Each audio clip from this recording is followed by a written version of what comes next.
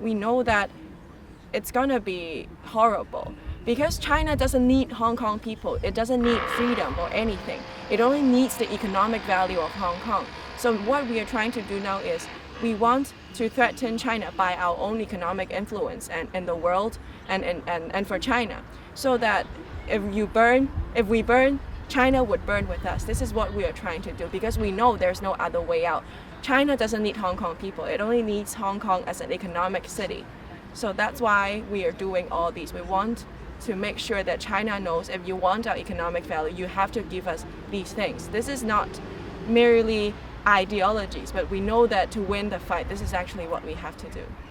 I think Europe and Germany can help by giving more pressure to China. For example, next time when they're dealing with China on trade, maybe insist on adding human rights clauses. I'm sure that these clauses are not going to be very highly effective, but this is a show of gesture telling China that we are not going to tolerate you for all these human rights violations. And for example, after in the trade war, because China is now at war with the US, so it has less economic leverage on the world. So Europe and Germany may be able to use this as an opportunity to give more pressure to China because China cannot fully isolate itself with everyone. And another thing is I think that Europe should be aware of the threat China is posing. In Hong Kong, China authorities is using its influence in the economic field to pressure companies to make sure that the employees of the company is not supporting the movement because they want to use their economic power to shut everybody up. And this will happen in the European Union. For example, in Greece, China has directly invested in the port of Greece and it has buying its way into Africa, into Europe by investing in companies or cooperating closely with them. And these are actually going to threaten Europeans' freedom of speech because China will not hesitate to use its economic leverage to gain more political power, to stop anything and oppress descendants.